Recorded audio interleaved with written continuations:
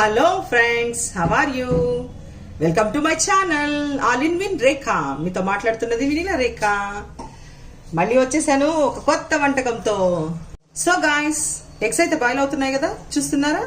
ఇప్పుడు మనకి కర్రీకి కావాల్సినటువంటి ఇంగ్రీడియంట్స్ ఏమేమి కావాలో చూద్దాం రండి. ఏమేమి కావాలో కర్రీలోకి ఇంగ్రీడియంట్స్ చెప్తానన్నాను కదా, ఒకసారి చూడండి. మనకి ఏమేమి కావాలో ఇక్కడ పెట్టేశాను. ఆనియన్స్, ఆయిల్, అల్లం వెల్లుల్లి కొద్దిగా చాలు, కొంచెం 4 లవంగాలు, 2 చెక్క, ధనియాలు, కొంచెం కొబ్బరి, జీలకర్ర, గరం మసాలా పౌడర్ కాస్త ఒక పావు చెంచా వేసుకుంటాము. జీడిపప్పు మీ ఇష్టం అండి, వేసుకోవాలనుకుంటే వేసుకోవచ్చు, రుచిగా కావాలనుకుంటే ఇంకొంచెం రుచిగా నేనైతే వేసుకుంటాను, నాకు అలవాటు. ఓకేనా? చూడండి, పాన్ పెట్టి స్టార్ట్ చేస్తాం. 2 స్పూన్స్ ధనియాలు వేస్తున్నాను.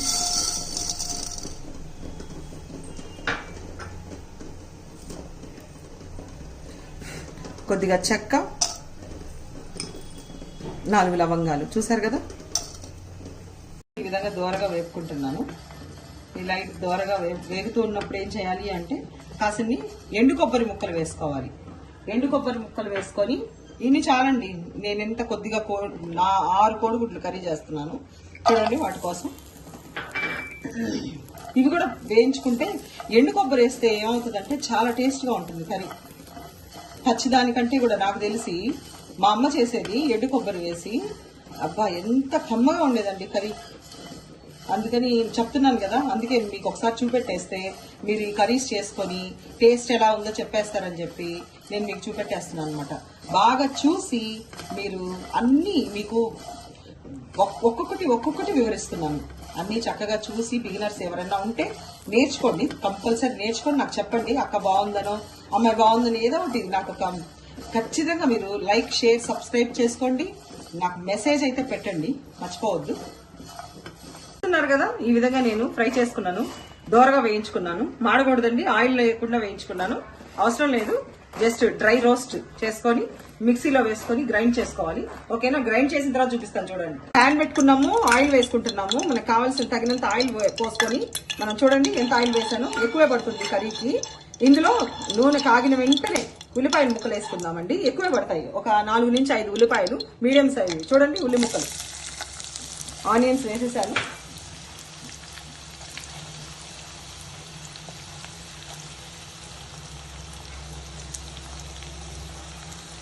కొంచెం ఉల్లిపాయలు ఎక్కువ ఉంటేనే ఎప్పుడైనా ఆనియన్స్ మనము ఎక్కువ వేసుకోవాలండి. ఈ కర్రీకి మాత్రం ఆనియన్స్ ఎక్కువ వేసుకుంటే ఏంటంటే గ్రేవీ బాగా వస్తుంది అనమాట. ఇందులో నేను టమాటాలు వేయట్లేదండి, పులుపు కోసం టమాటాలు వాడతాం మనము ఏదైనా కర్రీలో. మనం చికెన్లో కూడా టమాటాలు వేసుకుంటాం, కానీ ఈ కర్రీలో, ఎస్పెషల్లీ ఈ కర్రీలో మాత్రం నేను టమాటాలు వేయట్లేదు. చూడండి నేను ఎలా చేస్తానో అలాగే చేసుకోండి, ఖచ్చితంగా చాలా టేస్ట్గా వస్తుంది అనమాట. ఓకేనా? చూడండి, పప్పులు కూడా వేసుకొని వేయించుకోవాలి, దోరగా వేయించుకుందాము. ఇలా వేయించుకున్నప్పుడు మంచిగా టేస్టీగా ఉంటాయి అన్నమాట. ఈ టైంలో ఫస్టే వేసేస్తే కొంచెం మాడిపోతాయని నేను వేయలేదు. మిడిల్లో ఈ ఆనియన్స్ ఇలా వేగుతున్నప్పుడు వేసాను అనమాట. చూడండి, ఆనియన్స్ బాగా మంచిగా గోల్డిష్ కలర్లో రావాలి, అలా వేగితేనే కర్రీ బాగుంటుంది, కర్రీలో కలిసిపోతుంది అనమాట ఆనియన్. కరివేపాకు చాలా ముఖ్యము, కరివేపాకు వేస్తున్నాను, మీరు కూడా వేసుకోండి, గమగమలాడిపోతుంది కర్రీ. చూడండి, కరివేపాకు వేసుకున్నాను, కొంచెం పసుపు కూడా వేసుకుంటున్నాను. ఈ టైంలో కొంచెం పసుపు వేయండి.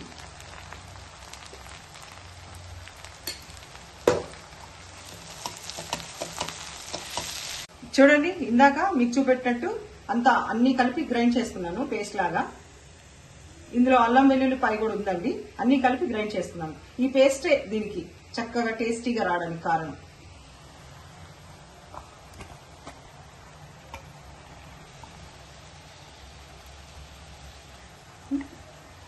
ఇలా వేగుతూ ఉన్నప్పుడు ఇందులోంచి మసాలా తీసేసాం కదా మనము, లాస్ట్ లో కొంచెం వాటర్ వేసుకొని అందులో పోసుకోవాలండి. ఇది అట్లా పెట్టకండి, ఎవరైనా గమనించుకోండి. మసాలా తీసాక కాస్త వాటర్ వేసి పోసుకోండి, తప్పేం లేదు. ఓకేనా? మసాలా వేగుతూ ఉన్నప్పుడు మనకి మంచి గమగమలాడే వాసన వస్తుందండి, స్మెల్. అల్లం వెల్లుల్లి బాగా మంచిగా వేగాలన్నమాట, లేదంటే ఒక టైప్ ఆఫ్ టేస్ట్ వస్తుంది, బాగుండదు. ఈ మసాలా అంతా మంచిగా, ఎప్పుడైనా ఏ కర్రీలో అయినా మసాలా వేసినప్పుడు అది బాగా వేగాలి, ఆయిల్ బయటికి రావాలన్నమాట. వేగింది అని తెలియాలి అంటే ఆయిల్ చూడండి కొంచెం కొంచెంగా వదులుతుంది. ఆయిల్ వదిలినప్పుడు మనం ఏం చేయాలంటే కొంచెం గరం మసాలా పౌడర్ వేసుకోండి. 1/2 స్పూన్ వేస్తున్నాను, చూసారు కదా.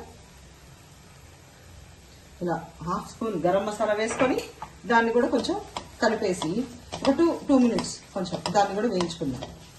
చూసారు కదా, నేను ఇందాక గరం మసాలా వేసాను, ఇప్పుడేమో కారం వేస్తున్నాను. కారం మనకి టేస్ట్కి తగినట్టు వేసుకోండి. నాది చాలా కొంచెం ఘాటుగా ఉంటుంది కాబట్టి నేను ఈ కారాన్ని 1.5 స్పూనే వేస్తున్నాను.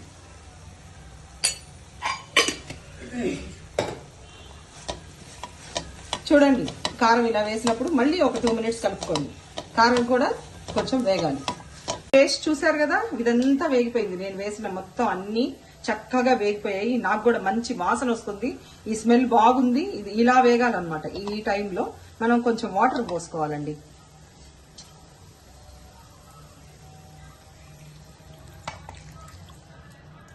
చిన్న టీ గ్లాసెస్ తో ఒక 2 టీ గ్లాసెస్ వాటర్ వేసుకుంటే సరిపోతుంది. చూసారు కదా, నేను మీకు లాస్ట్ వీడియోలో చెప్పాను, నేను వాడేది కర్లుప్పేనండి. ఇది క్రిస్టల్ సాల్ట్. దీన్ని నేను కొంచెం సేపు ఎండలో పెట్టి సాల్ట్ లాగా కూడా మిక్సీలో వేసుకుని గ్రైండ్ చేసుకుని సాల్ట్ లాగా వాడతాను. ఇలా రాక్ సాల్ట్ లాగా కూడా వాడతాను. చూడండి, మనం వేసుకుంటున్నాం. రుచికి తగినట్టు ఉప్పు వేసుకుంటున్నాం. ఓకేనా. చూడండి, ఎగ్ ఇలా ఘాట్లు పెట్టుకొని మనము వేసుకుంటే, ఇలా ఘాట్లు పెట్టుకొని వేసుకుంటే గ్రేవీ ఇందులోకి వెళ్ళి గుడ్డు తినడానికి చప్పగా లేకుండా బాగుంటుంది రుచిగా. ఇలా ఘాట్లు పెట్టుకుని వేసుకుంటే ఎగ్ మీకు అందరికీ తెలుసులేండి. ఇలా వేసుకున్నప్పుడు ఏంటంటే కొంచెం టేస్ట్గా ఉంటుంది. గ్రేవీ అంతా అందులోకి పడుతుంది, అందరికీ తెలుసు. నేను మళ్ళీ చెప్పాలి కాబట్టి ఊరికే చెప్తున్నా.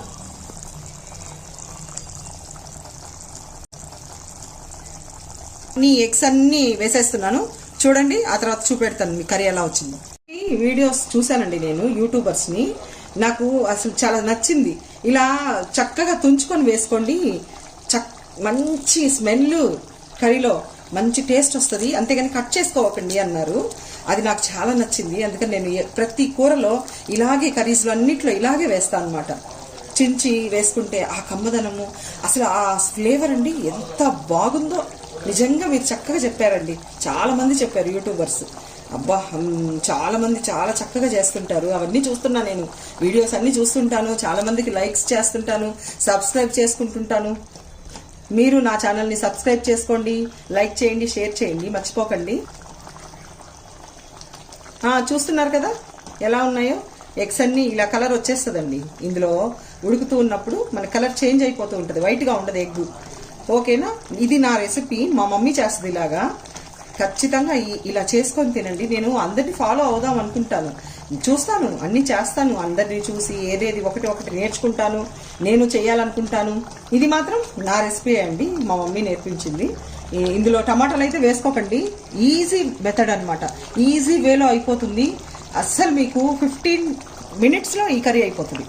మీరే ఆశ్చర్యపోతారు, ఇంత టేస్ట్ కర్రీ 15 మినిట్స్లో అయిపోయిందా, వావ్ అంటారు. సో మీరు చూడండి గాయస్, ఇప్పుడైతే ఇలా ఉడికింది కదా. ఈ టైంలో మనం కొంచెం లిడ్ పెట్టుకొని ఒక 3 to 4 మినిట్స్ ఉడికించేసేసి ఆఫ్ చేసుకోవడమే. మీకు ఫైనల్గా చూపెడతాను. చూడండి, లిడ్ పెట్టేస్తున్నాను కదా. ఇలా ఉడుకుతూ ఉన్నప్పుడు మనము లిడ్ పెట్టుకున్నాము. చక్కగా 4 మినిట్స్లో మాత్రం ఆఫ్ చేసేస్తాను. నాకైతే మంచి కామెంట్స్ వచ్చాయి, నాకైతే చాలా ఆనందంగా ఉంది. సబ్స్క్రైబర్స్ 200 మెంబర్స్ ఫ్రెండ్స్, మీరు నాకు సబ్స్క్రైబ్ చేసుకున్నందుకు నాకు చాలా ఆనందంగా ఉంది.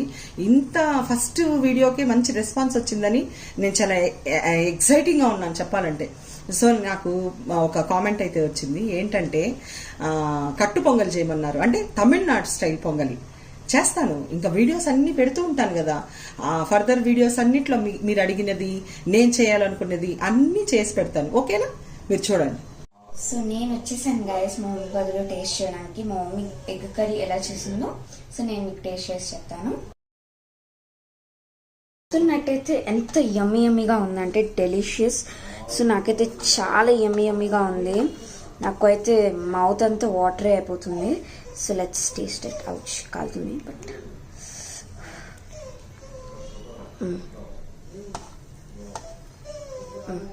ఇప్పుడు టేస్ట్ చేసి చూద్దాం.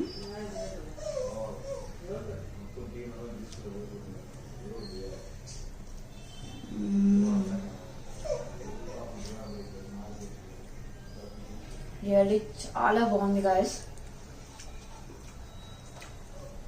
This is masala egg curry. నాకైతే చాలా అంటే చాలా నచ్చింది.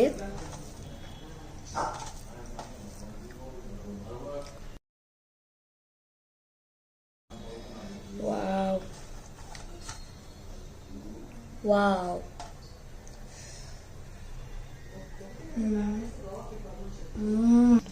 సో మా మమ్మీ చెప్పినట్టు లాస్ట్ వీడియో చెప్పింది కదా గాయస్, నేను మా మమ్మీ చేస్తున్నామని. సో అందుకే నేను కూడా వచ్చేసాను. సో చూడండి.